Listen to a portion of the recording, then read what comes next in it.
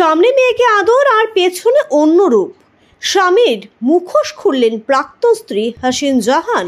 একমাত্র মেয়ে আয়রাকে দীর্ঘদিন পর কাছে পেয়ে আবেগে ভেসেছেন মোহাম্মদ শামি, আর তাতেও অভিযোগ করছেন তার প্রাক্তন স্ত্রী হাসিন জাহান। আসলে দিন কয়েক আগে ইনস্টাগ্রামে মেয়ে আয়রার সঙ্গে একটি ভিডিও শেয়ার করেন স্বামী।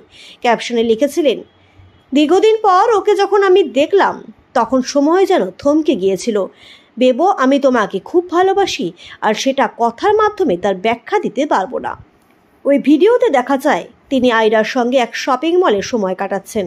এবার সেই প্রসঙ্গে হাসিন জাহান মন্তব্য করেছেন, সব লোক দেখানো। কেন এমনটা বলছেন তিনি? ভারতীয় তারকা পেশারের প্রাক্তন স্ত্রী হাসিন জাহান এক সাক্ষাৎকারে জানিয়েছেন, স্বামী মেয়েকে নিয়ে যেভাবে শপিং মলে ঘুরেছেন এবং সেই ভিডিও সোশ্যাল মিডিয়ায় শেয়ার করেছেন, পুরোটাই লোক দেখানো। হাসিন একই সঙ্গে জানিয়েছেন, আয়রার নিজের যে খেলনা এবং ক্যামেরা চেয়েছিল স্বামীর কাছে, তার টিম ইন্ডিয়ার তারকা কিনে দেননি।